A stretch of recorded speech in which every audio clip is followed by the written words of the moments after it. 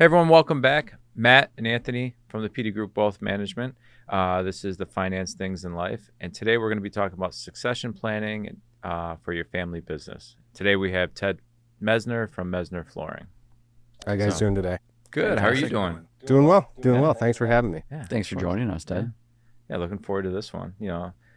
Family business, which obviously we're a part of, and kind of the succession planning part of it, and interested to hear your story and see how it was, and pros and cons and what you learned from it. Yeah. Family businesses, heart of Rochester. Yeah, for sure. One of our very own here. Yeah. Obviously, I'm a firm believer in family business, having grown up in one, but I do believe that family business, they just play integral roles in smaller cities and communities, just because they can do so much for that community, and they're so entwined in their community. So lucky to be a part of one, but family business also isn't necessarily easy and has its own sort of problems that some people might not know about. But I think they're a real asset to the community. So happy to take the lead in one and hopefully continue on what we've been doing for the last 64 years. Yeah.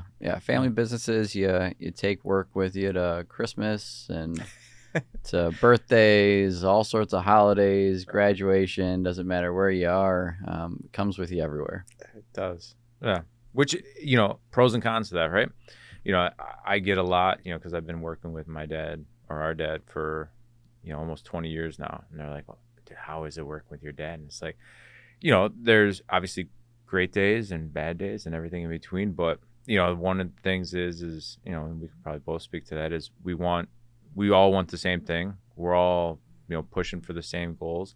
The only difference is that we can probably say things to each other that you wouldn't say to another employee, and and you just roll with it, and just that's what it is, and let's keep the ball rolling. So yeah, I'll see you this weekend, and we'll just chalk it up here. Right. Yeah. And I mean, I think small family business, when there's not 50 or 100 employees, small family businesses, they don't really turn off. When you go home after work, when everything's closed, your mind's still thinking about work. You're still, on Saturdays or on Sunday dinners, you're still surrounded by that same family that you work with during the week. So that's definitely one of the challenges. But, I think people don't necessarily understand that, we might not be open, but the people behind it, they're constantly working. It's, there's constant responsibility that might keep you up at night, not necessarily help you from going to sleep at night. Right. You wear a little bit more weight when it's a small family business, but it also gives you the ability to make decisions that can really impact the company. And I think that's one of the benefits of having the ability to run a small business. Really lets you kind of put your hand on it and mold it into what you want to do. But at the same time, you're taking on a business that has a legacy, so you don't really want to change the shape of it too much. We've been fortunate enough to have almost 6 decades of being in business. So we've been doing something right. Yeah. So I think there's things that we can improve on, but you don't necessarily want to, take it over and just, change it morph it into what you want it to be. Yeah. I feel like we will go down that road. Tell us a little bit about your family business, a little bit of kind of what you guys do for those that are listening that don't know about Messner Flooring. Give us a little bit of a brief overview. Yeah. So my grandpa started the company out of the family station wagon 64 years ago. He was in office supply sales and somehow got into the flooring business. I still don't, I think that entrepreneurial spirit back by the baby boomers is just something that we don't really see anymore. A lot of these people came back from World War II and, they made families and they created businesses and jobs to provide for those families. So somehow my grandpa got into the flooring business. After being in it for a while, my dad came in, really kind of helped build what the company is today. So we had a small little store on Main Street in the village of Pittsford, and we were primarily doing some small commercial work, but primarily residential. So selling floors, and back then it was mostly carpet for people's homes. And, I think we might be guilty. I think a lot of people might have grandparents that had carpet in their bathrooms, carpet up the kitchen Right. islands. I mean, you had carpet Dude, everywhere. I remember that. You know, like I Yeah. remember going into some of my friends' houses and there's like carpet all around the toilet. It's Yeah, like, yeah. dude, can you Around the imagine? bathtub, it's Right. like you get out and you're wet, and then you're gonna like stand on the carpet. Yeah. That's gonna be Or wet. thinking about having like little kids and you know they're not Oh, always yeah. good with their aim, you know? Right. Oh my gosh. Right? Yeah. Good Lord. Yeah, I mean that is I don't think it was our idea. I think we did what Yeah, the customer told us to do, but you know, I still think that probably wasn't one of the wiser judgments that we did. But that was also the time where you had like the fuzzy toilet cup. Oh, right. There's yeah. carpet everything. Oh yeah, you don't want a cold toilet seat. Yeah, everywhere. So, you know, so that's how kind of the family business started. And, you know, my dad really kind of took on more of a manager role and helped kind of grow the business. And sadly, in the 80s, my grandpa passed away and my dad took on ownership of the company. And, you know, over his 48 years, you know, they started off with just a 2-man shop doing a couple $100,000 a year. And when my dad retired, you know, he had built it into a $12 million business. So, you know, he really took a small family business and brought it to another level. So I'm really fortunate about that because he had the, you know, the ability to kind of look and see what would help us grow into that business. So, you know, really kind of developing a real commercial business, you know. So now today we have 2 stores, one in the village of Pittsford. We've been in the old post office since the late 90s, having purchased that, and recently won an award for historic business for being around for so long, but also taking an old post office and repurposing it into a residential store. We have another store in Greece, and then we have our commercial operations as well on University Ave in the city. So we're kind of a 3-spot business, and you know, starting from a small woody station wagon to Right. what we are today, you know, it makes me really appreciate the legwork that they put into it. Yeah. For sure. Yeah, the one thing I love about the family business side is, you know, you're working for, you know, the people in your family that work in that business. You know, I know if I'm going into work and I'm, you know, working hard, I'm, you know, bringing in new business, everything I'm doing is not only going to positively affect me, but it's going to positively affect my brother, my father, and then also our employees. You know, in a small family business, I'm sure you see it in yours. When you have, you know, your employees, they become almost like a part of your family. Yeah. So you know the work you're putting in every day is going to help them with, you know, purchasing a home, purchasing a vehicle, their kids, you know, building their retirement. There's just so many different avenues that, you know, I don't know if you see it. I'm sure you see it somewhat in other businesses, but more of a family business, you get to know each other so well that it's really just kind of like a main driver to keep continuing to grow that business. Yeah. I mean, and you know, it's interesting to see how family business changes through generations. You know, currently it's myself and my uncle that are the last remaining Messners within the company. So, you know, yeah, we don't have as many Messners around, so it doesn't have a similar feel to how it might have once been. But, you know, the 22 employees that show up every day for us, we have, you know, 60 to 70 subcontractors that, you know, perform all of our installations. That becomes that becomes the new Messner flooring family, as I like to say.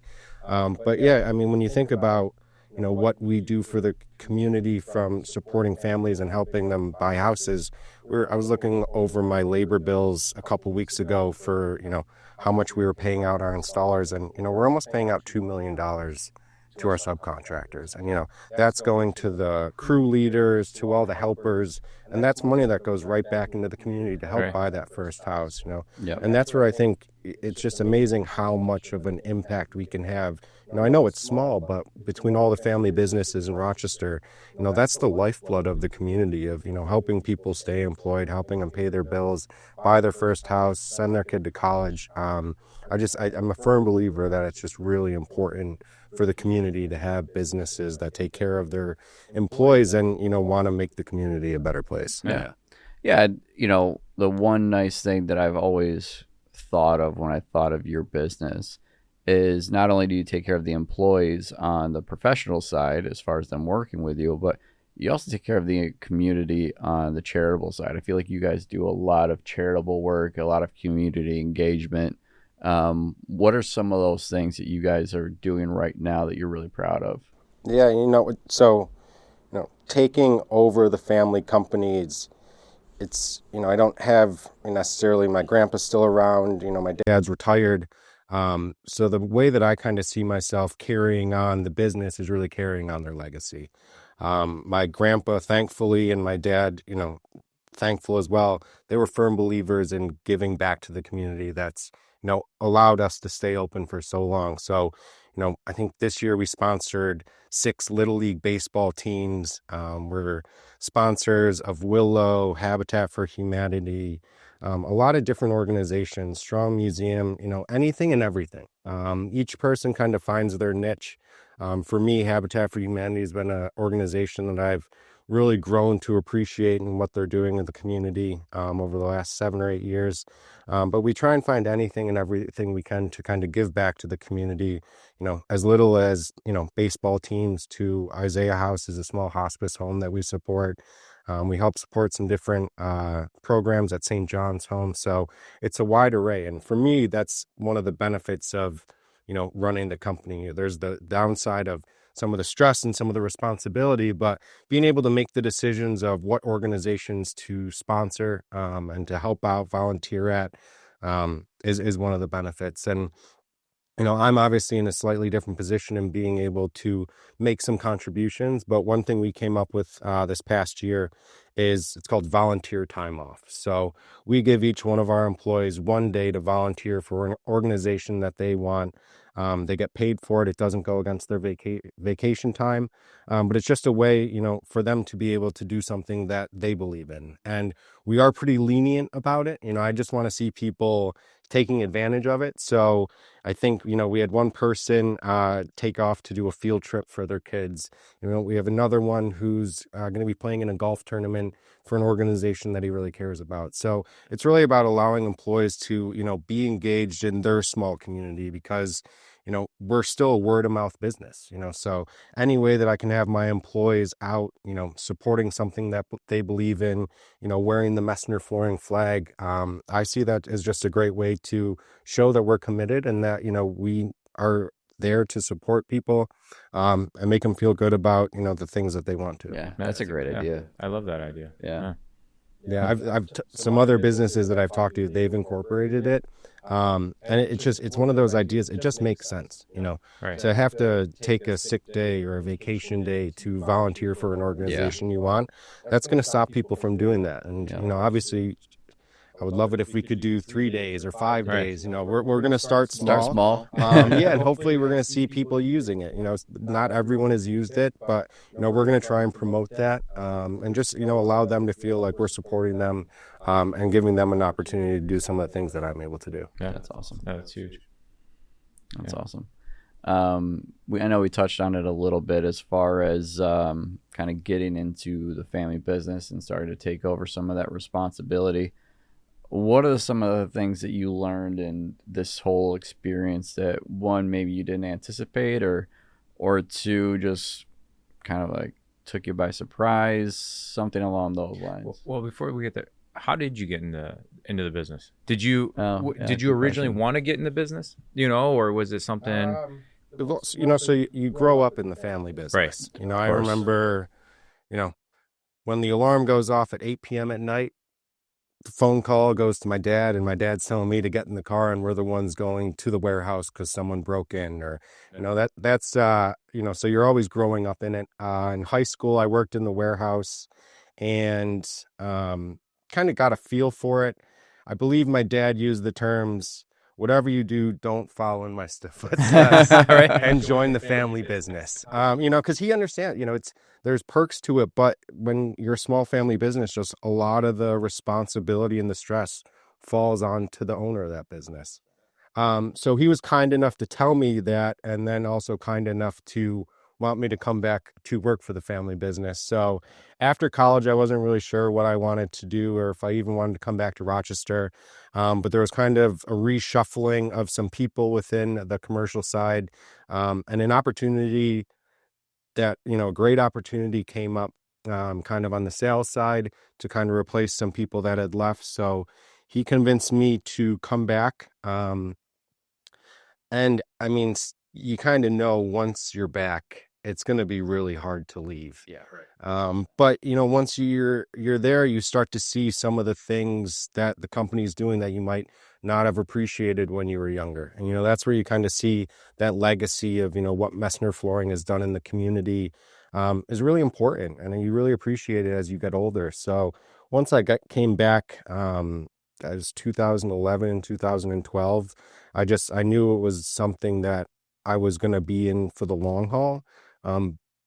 But when you're early 20s, you're not thinking of taking over the company, or Right. you're not thinking of running the company, or you're not really thinking about what goes into that. So you kind of just come in blind, and you slowly just learn over time, and you learn to appreciate the amount of work that goes into running a company. Okay. So it's just, from starting back then to now, I never would have thought that I would be in this position that I am today. And a lot of it's experiential learning. You can't learn something in a class about how to deal with this situation. A lot of the things that I learned from my dad, it was how he handled situations. He is a firm believer in trust and honesty, and we don't run away from problems. You try and avoid problems at all costs. But if a problem arises, you have an opportunity to show who you are by responding to the problem, doing the right thing, whether it costs you more money. You do the right thing because your goal is to be here for another 60 years. Right. And, an upset customer handling a bad problem can actually make that a lifelong customer. So it was a lot of experiential learning over the last couple of years that really kind of taught me what's needed to run the company. Yeah. I mean, I remember, we grew up in the business, and I remember, helping my dad with mailers and, Stuffing envelopes. stuffing envelopes on the weekend, going into the office on the weekend. And fortunately, there was one of the employees there had like a drawer full of candy, so it kind of made it worth it. It was like, a little tease to kind of get us there. But, I originally, when I went to college, I didn't anticipate getting in the business. I think part of me was, I saw how hard our dad was working and how little he was home, and I was like, man, do I really want to do that? And but here I was out of college, and I started working with him, and now 20 years later, still working together. But you see the hard work that goes into it, and what's needed. And as a kid, you probably don't see those exact same things. But Yeah, there's certain sacrifices that I think you make especially in a family business when you're owning the company. From the outside in, outside looking in, people may think like, oh, well, they, probably have a flexible schedule. They get paid really well. They get this and that. And like the glamour of owning a business is there, but there's a lot of, hard work, sleepless nights. You're working at 9-10 o'clock at night. I think I stopped working at 10:30 last night. It's not all that it's cracked up to be. It's not all this glitz and glamour. I know from my experience when I graduated from school, I never wanted to get in the business. It was just not on my radar at all. Right. I went into marketing, I went into recruiting, I even interviewed at a financial firm, I think in my mid-20s, and turned the job down. I was like, it's just not something I want to do.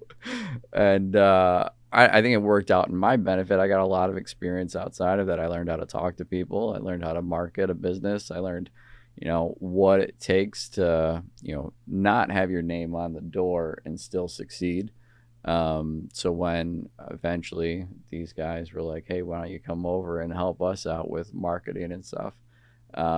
It was kind of a smoother transition. I learned more about the business. There was kind of no pressure to kind of really, become an advisor or really get into the depths of things, and then used my prior experience to really kind of just take off from there. But it's funny. I feel like a lot of people that grew up in a family business probably didn't have the idea that they really wanted to get into it because Right. you see all that back end stuff. Yeah. I think my biggest reservation, in the last 3 years leading up to, taking over the company and, signing just mountains of legal paperwork. That was scary in of itself. But my biggest reservation was, it's that sacrifice that was made. Seeing how hard, people worked. It's a daunting task to think about living up to those expectations. And yeah, and then you have those memories as a kid, of the you saw it as your dad working, but you look back now and you're like, it's the sacrifice that they made.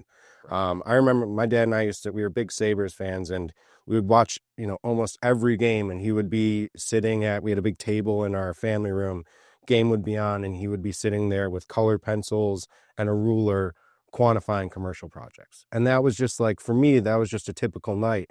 But looking back on it, it's like, every night that was, coming home from work to work, but still being able to spend time with me, that's just sacrifice that it's daunting to think that that's what's needed to make the company succeed.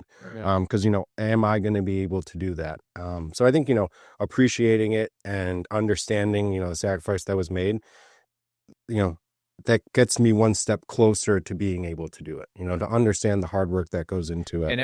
And every business is different, as far as when your dad, when your grandpa owned the business, and then when your dad took it over, what he needed to do wasn't probably necessarily the same as what your grandfather needed to do, and what you need to do isn't necessarily going to be the same as your father. And in our case, it's probably not going we're not going to have to do the same stuff our dad did. I mean, our dad was making what was it, 300 calls a day, or cold calling out 30,000 calls a year, cold calling. We don't cold call anymore. No, people ignore us.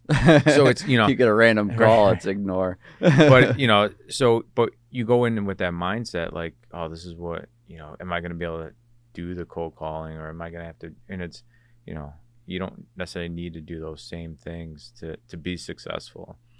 But yeah, I think it's just the mindset's the same. The task is different. Right. The mindset of being able to look at a business and saying, I need to make sacrifices to make sure that this business succeeds. Because, you look at it from, we both have younger kids. You sacrifice a little bit of time with your kids to make sure that you're able to do things for the business that's going to make sure that it's successful, because you have other things that you need to worry about. You need to worry about, one, bringing in income for your family, but also the income for your employees. So yes, you have to take some to give other places, but that's just a sacrifice that I think you need to make with a family business, or really with any kind of ownership in a business, I would say. Yeah, no, I agree. And, with, Messner and with our business, our name's on the door. Right. So there's a lot of pressure and pride, Yeah. that goes into it, because you want to put the best product out there that you can. So yeah, I mean, there are definitely times I wish we were called, right. Flower City Flooring or something. Right. Right. With the name with the name and the business, you feel every day we're sending crews into people's homes, and people cherish their homes. They treat it like their palace, and every day we're sending people into their homes. And Rochester is an old city, so we're uncovering problems that you can't see with the existing flooring down. And when we make a mistake, or if we encounter something that we weren't expecting, you kind of take it to heart, because 100%. they allowed my family into their home to complete work, and I don't want to leave a bad taste in their mouth. I don't want to turn a lifelong customer into someone that feels like we didn't do the right thing. Right. And that, it's just that weight that you have to bear. But yeah, the having your name on the building is tough, because I just think you have to take that extra step to go the extra mile to ensure that you leave the best impression on someone when you leave that house. Because right. Seriously. Or you're out and you get introduced and you're like, oh yeah, I'm Ted Messner, and they're like, oh, Messner Flooring. You're like, yes. Yeah, I mean, that goes into even your employees, the people you want to hire to represent you, to wear that name on their shirt, needs to have the same mentality, the same idea, or you hope they have the same purpose that you do when you're running your business, that when they're walking into homes, they're thinking as far as almost like a business owner mindset. This is my business, how do I want to represent this business when I walk into your home, or when I pick up the phone, or when I greet a customer? It all has to be the same mentality. Yeah. And it's probably, all how you treat your employees. You have to get them to buy in. If they buy into, your company, then they're going to represent your company the way you want them to, or the way you would. So, yeah. And I think, you want to lead by example, to show your employees, whether it's, working harder or just handling situations a certain way. Because, they are my eyes and ears. They are our voice for our company, for our family business. Treating them is, I think the easiest thing you can do is treat your employees how you want to treat everyone else, whether it's your customers or employees. You need to treat people the way that you want to be treated. It sounds so simple. It's an oldie but a goodie. Yeah, but and today, just there's a lot of things going on, and I think just treating people the right way goes a really long way. So we do simple things, whether it's Red Wings games, or we go to the Winter Festival down Rock City Holiday Village. We try and do things to get employees out of the office. It's one thing to work with people every day, but it's nice to do things outside of the office. Yeah. We go to Radio Social. We do Soup Thursday at our office in the winter, where one employee will make soup for everyone, and you kind of have lunch together. But simple things like that, I know it's not some major drastic thing, but I think doing things like that, it kind of just brings everyone down to the same level. You can just sit around, enjoy each other's company. And then when it's done, we clean up, you go back, and you're, back to work. But small little time frames like that, I think, can just make an impact on employees. Now, I know very specifically that your Blackstone skills are very good. Right. Now, I also happen to know that you have I don't want to say, let's say this. You're very passionate about your French onion soup. Now, have you made soup for your employees? I've made soup for my employees. Have you made French onion soup? I have not made French onion soup. I know. Honestly, this is a wake up call for me. I can definitely plan on doing that. It will take an investment of Crocs to make the proper French onion soup, especially for 20 plus people. Yeah, and we did just get a new. Can we add 2 more to that? Yeah. I'm a huge fan of. Love French onion soup. To be open, each location. How I've done it is I'll do soup. I've done soup at each location. Okay. I can only have so many crock pots going at once. But no, I definitely will have to incorporate my French onion soup because every year my wife and I are on the search for the best French onion soup in upstate New York. But I think, with our recent investment in a great convection oven at our office, I think I can get that cheese just exactly how you need it. So come the winter, we will definitely touch base with you guys. Because we do actually, we've even invited, suppliers and different customers in for it, because you want to show people, what happens, behind the curtains. Right. And I think it's just, you want to show people, how you treat your employees. Yeah. And we've had vendors come. We've had people bring soup. Usually, if you're invited, you have to either supply the bread or the cookies afterward. Ooh. And what's funny, actually, is so my mom started this whole thing, I think randomly, maybe. That's not a surprise to me. Yeah. She's an incredible cook, but she would randomly, my dad would show up with a crock pot full of soup and a bag full of cookies. Yeah. And we'd be like, what's this? She's like, your mom wanted to make soup for everyone. So, it just randomly happened. But it's that small family feel where, to this day, my mom will drop off cookies for everyone in the office. Oh, that's amazing. Things like that. And I feel like those are the things you aren't going to get if you work for a big company. Right. My door is always open. There's not really that kind of separation of, the executives or the warehouse. We're all working together throughout the day. And Soup Thursday is a perfect time to bring everyone together, break bread, and just kind of meet each other on more level. That's so funny how a random act has turned into a tradition for you guys. Yeah, it has. And I mean, it's amazing. We've had some really good soups brought in. I look forward to it. And, it's been fun to kind of bring it to our stores, because typically we did it in our office. And this past year, since taking over, I made sure to share in the wealth to everyone else. So I did a white chicken chili enchilada. Ooh.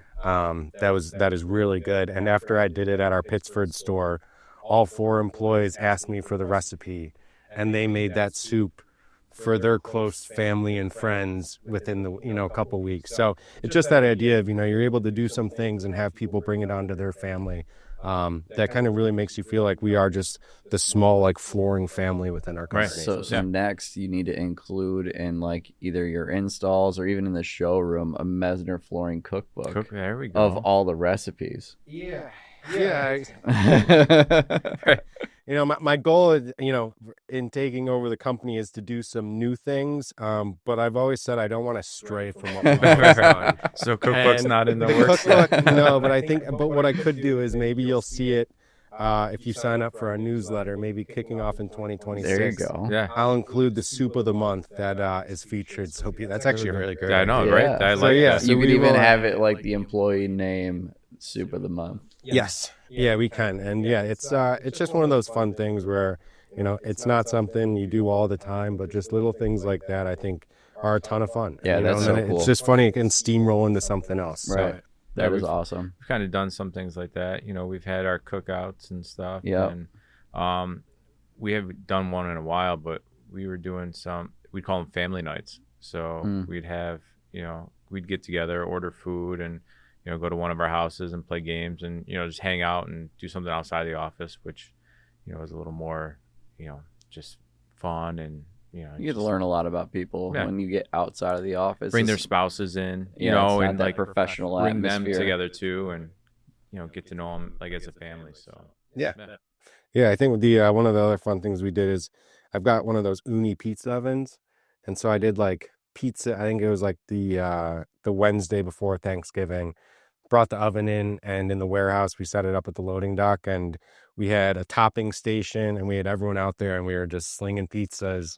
And it's one of the it's just one of those things where you want to make work fun. It's work is always going to be work. It's you got to show up in the morning, you got to put your hours in, but if you can sprinkle little things in there and kind of make little sacrifices, I think it goes a long way. This past 4th of July landed on a Friday this year. And, our retail stores are open Monday through Saturday. And, we never really are able to give our retail employees a 3-day weekend. They each got a kind of day off during the week. So I made the decision. It's like, we're closing down on Saturday, and we're going to give our retail employees a 3-day weekend. And for us that work Monday through Friday, it doesn't, you wouldn't really appreciate it that much. Right. And what it meant to some of these people, it's just like, I think you can do things as an owner that can really, make people believe in what your mission is. You can say things like this and you care about the employees, but you got to back it up. And doing things like that is how you get that buy-in. And when you get that buy-in, then when that one customer calls and, we have a problem that we have to deal with, I hope that my employees are going to go the extra distance because, they want to, keep carrying on what we've been working on. That's a great point. And it doesn't always have to be something big.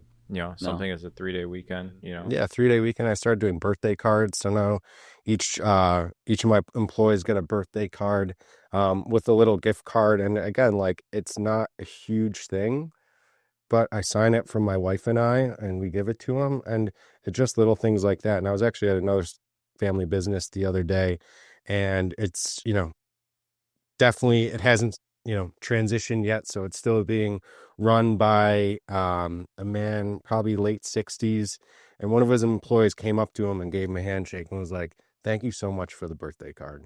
And, it's just like things like that where I think like, and his company is much larger. I mean, he's probably got 100 employees, but it's like taking that little time out of his day to do those sorts of things, whether it's he's got a big fleet of vehicles. So I don't know if it was a mechanic or one of the drivers, but, you treat, all the employees the same, and you give them small little acts of kindness. And I think it's a great way to run a company. Yeah. Again, it just increases the bond that you have with your employees, and it's not just like a a transactional thing where you're doing this so you can get more from your employees. Is that you're showing that you actually care in your employees. It's not just a paycheck. I'm going to pay you for doing your job. It's I care about you, and I want you to care about what it is that you do. It's just a mutual understanding and just a mutual respect for each other. Yeah. Yeah. So, yeah. So that's the joys of running a family business. Yeah. Yes. I think one of the questions is, things that I did kind of leading up to getting ready to take over the company. It's having worked in it. I think it was almost 10 years before we really kind of get the wheels turning on, what succession was going to look like.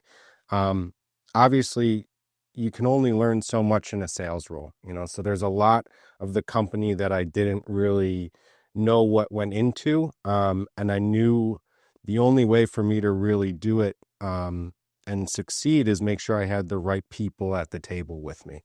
So you're going to have, legal is going to be very important. Accounting is going to be very important.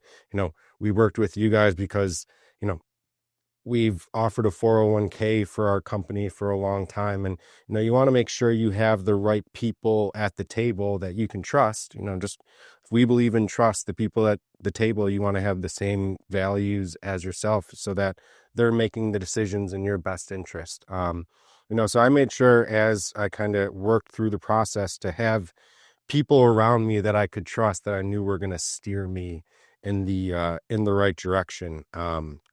And as someone coming, flooring sales doesn't teach you anything about accounting, benefits, legal background, so I really leaned into people that I could trust that could help me through that whole entire process.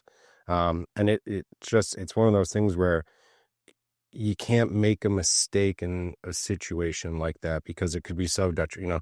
There's a lot that goes into it. And you don't want to expose yourself in any way, make yourself liable in any way. So we kind of put together a team that really kind of helped us through the whole process. And I mean, my dad, he started the accounting work and things like that. He started long before, and he wanted to get people that were, a little bit younger so that they were going to stay with us through the entire process. The last thing he wanted to do was have one of his friends get us to the finish line and retire on the same day, because we're going to continue working on what we've been doing. We're almost 8 months in, but you want to make sure you have a group of people around you that can get you to the finish line and keep moving with the momentum that I've been trying to build over the last 18 months. Yeah. So did you make that team together? Yeah. And I think that's kind of one of the starts of it. It's how do you learn what the boss has been doing? There's no courses, there's no books. As much as I want my dad to write down, like, what are your responsibilities, to put that on paper it's not realistic, So I think the thing that we really did, it was more of just an open door approach. If he had a meeting with the accountant, I was able to sit in there. And when we, had meetings with the marketing team, I was able to sit in there. And, that started probably 2 or 3 years before, before everything really kind of finalized. And, that first year I was in there, P&L was terrifying. The balance sheet was terrifying. Right. I didn't know a lot of this stuff. Yeah. And, so the first year or two, you're kind of just sitting there, you're absorbing it, you're looking at it, you leave with a couple questions. They're probably pretty basic questions when you ask someone that's been looking at it for 45 years. Yeah. You don't know what you don't know. Right. You're better off asking now instead of 5 years down the road. It's well, I should have probably known this by now, and then it's too late. Oh man, that P&L number isn't right. Yeah, right. Yeah, exactly. But it's like, when you look at it for the first time, it's a long, it's a long list of things. And, so you get in there and you start to see it, you start to ask some questions about it. So, my second year, I had more questions. I remember the second year that I was part of our insurance meeting, there was questions that I asked from the first year. And, you're like, all right, I'm starting to understand some of these things. Some things that were so foreign before, now they start to make sense. And you start to see there's a lot that goes into running a business. You just think it's kind of, oh, we're making payroll, we're doing things like this, but there's so much that goes into the back end of it, to make it function, to make sure, you know, the mills are sending us material because we have to have our finances in check. My dad was a firm believer in, you want to make sure your financing and your accounting and all your numbers add up, make sense, and are true. You know, then you're going to be able to build a business and, work on different credit lines, work on financing things, and that's going to allow you to grow. So, I'm lucky that I had someone before me, that was really tight and by the books, so that when I took over, I'm not trying to fix anything or make sense of anything. Everything was, exactly how it should have been laid out. And that's going to enable me to grow and maybe, I wouldn't say look at new avenues, but expand our business, whether it might be some offerings or things like that. Right. The recipe book. Yeah. Dude, you're really pushing for that. It's Yeah. The recipe book would be every sale, like everyone that gets new flooring installed in their house gets a recipe book. That's what I'm saying. Yeah. Well, we'd have to start it off electronic because I know publication and printing is pretty expensive. Right. But yeah. Sometimes it doesn't always work either. Yeah. It's weird. Yeah. Our father just published a book and they sent it to him and all the font was all messed up. We ordered 40 copies and had to send them back. So. Yeah. And I mean, that's where it's just like, we're going to stick to our core of what we've done for 64 years. What I tell people, everyone's like, so what's the first thing you're going to change? And I was like, well, hopefully nothing. Right. Hopefully by me coming in and taking over, I'm not going to change anything, but the, thought we always is, if we can make certain things just a little bit better, am I going to make the business 100% better by doing one thing? No. But can I do 100 little things that'll each make the company 1% better? In essence, you've made it 100% better. So if we can just improve, whether it's communication between our installation team and our scheduling and the customer, anything that we can improve a little bit is just going to help us continue to get better every day. And that's what we're going to do. The one joke that I was taught when I first came into the company and we were having an issue with the job, the person that was training me, he's now been with the company 39 years. Wow. He started off installing with his dad. Now he's been an employee with us for maybe 20 years now. But the first thing he said to me was, well, was the fuzzy side up? And I was like, well, yeah, the fuzzy side up. He's like, well, then the carpet's installed, right? I mean, you don't have to worry about anything like that. But the second thing he said, he goes, are you a doctor? And I was like, no, I'm not a doctor. We're what are you talking about? He goes, what we do isn't life or death, so you can't take one little issue and make it a life or death situation. You can't bring that stress onto yourself. All you can do is go figure out what the problem is, figure out what you can do to fix it, and go fix it. Like sometimes people, I think early on and even today now, it's like as the owner, if there's a little issue, it's just like you take so much of it on. But it's like, people, mistakes are going to happen, issues are going to arise. But again, it's just that basic idea of like, if there's a problem, you figure out what to do, what's the right thing to do, and you fix it. If it's going to cost us more money, it is what it is. But you want to have a customer at the end of the day that's happy and knows that you did the right thing. But so fuzzy side up, and then remembering that we're not heart surgeons. He's like, we're not heart surgeons. If he makes a mistake, right, you got life or death situations. Here, we might have a transition that's off or some little things like that, but don't let those things kind of cloud your judgment on, thinking that the world's caving in. It's making sure you're responding to them, doing things the right way. And at the end of the day, making sure you're getting the job done completely. Yeah. I feel like people respond to that more well than more well is not really it doesn't really make much sense, but better than if you were to just say trying to hide it or avoid the situation. They appreciate the honesty. Yeah, people want to see a real response and say, yes, this got messed up and this is what we're going to do to fix it, instead of kind of avoiding the situation. Be honest, transparent, trustworthy. Just how your father built it. Yeah, and and I mean, like you'll see it if you ever go to one of our stores and you get a quote to replace the flooring in your house. We're one of the few companies that we list every little item that's needed, and then every little labor item on our proposal. So let's say someone's like, all right, well, I'll move the couch. Perfect. You can see what that price is. You can take it right off. All right, I'll rip out the carpet. Perfect. You can take that right off. So we don't say, hey, it's going to be $10,000 to replace the flooring.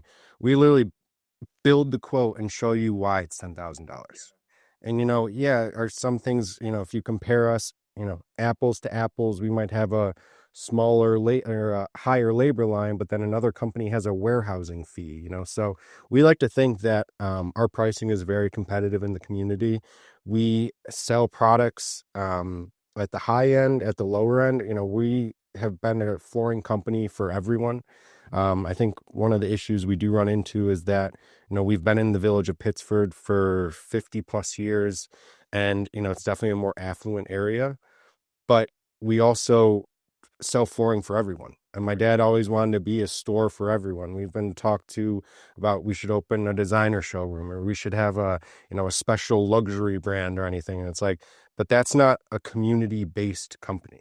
Anyone can come into our store, can find the right flooring at the right price that's going to meet exactly what that person needs.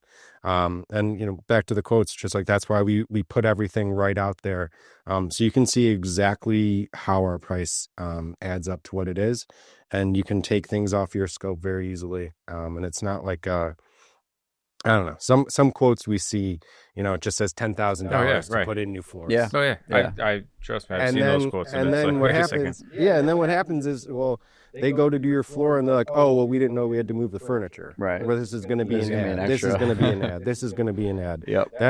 That's not the right way to do things. You don't want to blindside people with cost. Flooring. You guys understand investments. Flooring, how we see it, flooring is an investment in your house. Some of the really expensive wood and ceramic tile, yeah, it's costly, but it's an investment. It's going to be in your house for the next 40 years, the next 50 years.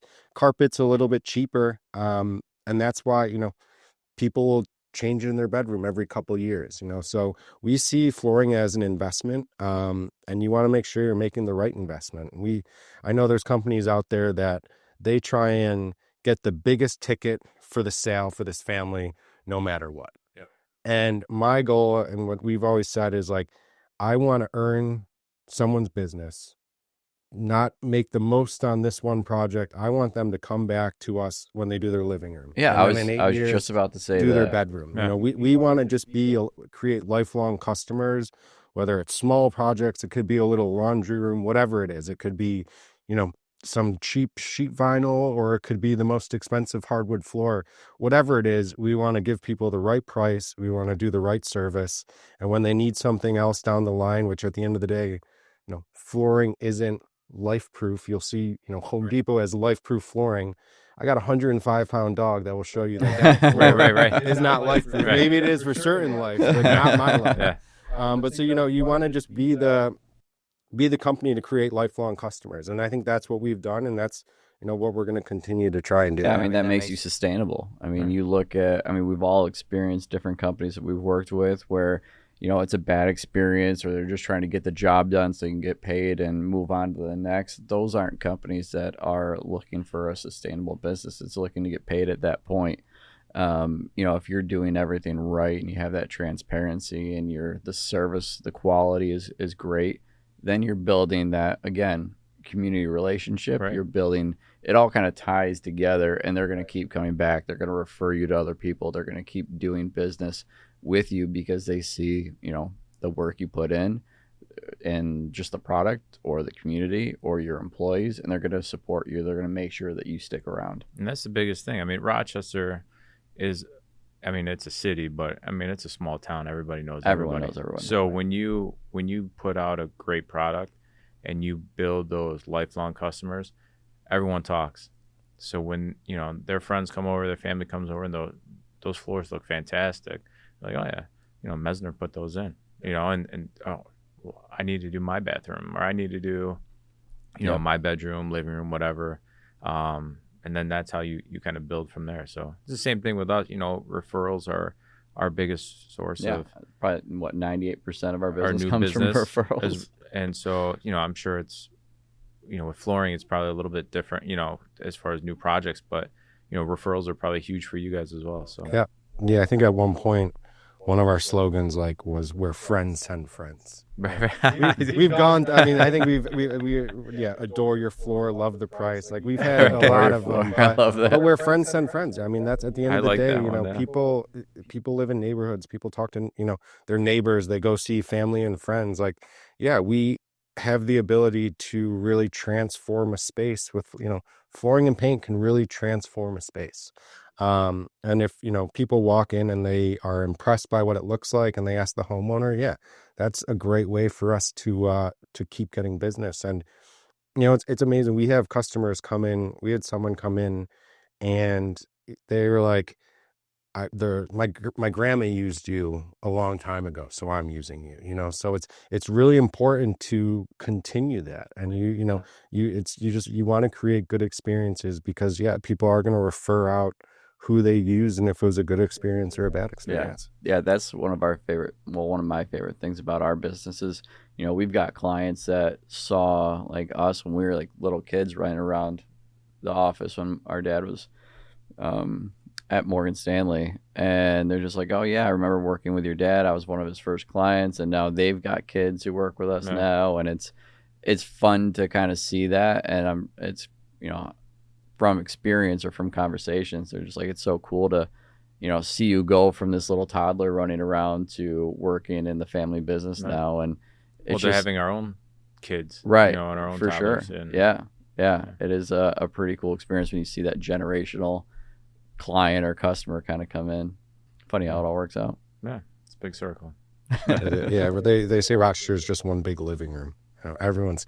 There's like, what is it, the 6 degrees of connection is usually what people say in Rochester. It's like 3. Yeah. Right. So it's amazing. It's a small community and that there are so many family businesses that make it up.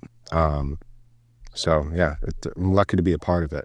Yeah, I mean, even how we met, I think I met your wife in a board for Rochester Young Professionals, and then your wife and my wife went to high school together, and then I think I met you through, I think, your wife, possibly. I think that's how it all started. It's hard to remember, but it's just funny how that all works out. Just random connections with people, and then we met through paddle. It's just it's just like this whole that's Rochester.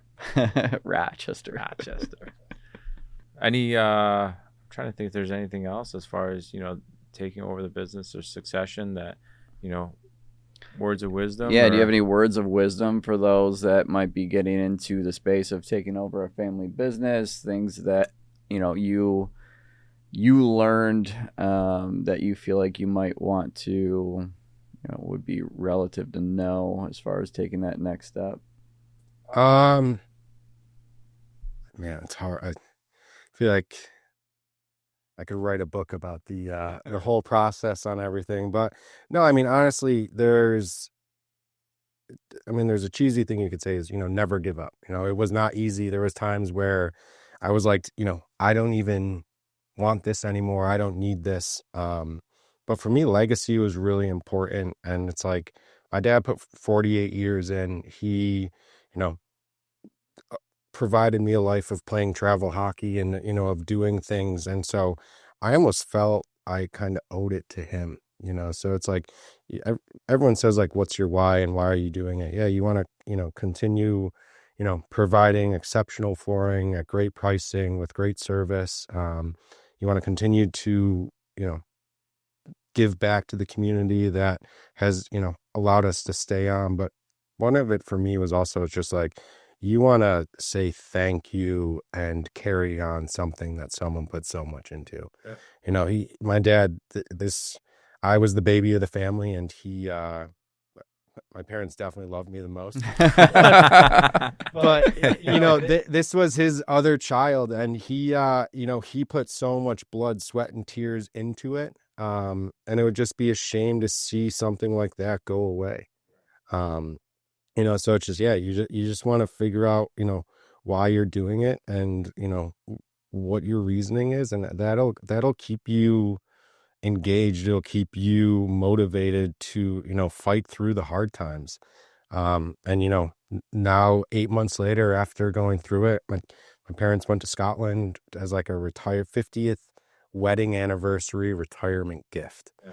And it's like, that's what it's all about, you know, like that's just like, you want to be able to like allow them to enjoy the fruits of like the labor and the sacrifice, those late nights when you were a kid working, you know, late. You know, my mom was our office supplies person. So when I was a kid, I was just in the shopping cart at Staples, and like she did, you know, it's like they did so much, and like it's just it's a gift, and you got to be gracious and you got to appreciate everything that they did. And this is one way that I can do that, is to, you know, continue on something that they put so much time into. That's awesome. That's awesome, man. Yeah. No better reason right there. Yep. Well, I appreciate you coming in, sharing. Yeah, your thanks story. for having me. Yeah. Thanks for joining yeah, us. this is Appreciate great. it. And then, you know, all the best. Thank you. Wish you all the best with everything. If you're trying to get flooring, Messner flooring. Yeah. They give you the quote and what everything is. And what everything costs. Yeah. So, yeah. Appreciate it again. Thanks. And, yeah, we'll catch you guys soon, and take care. Sweet.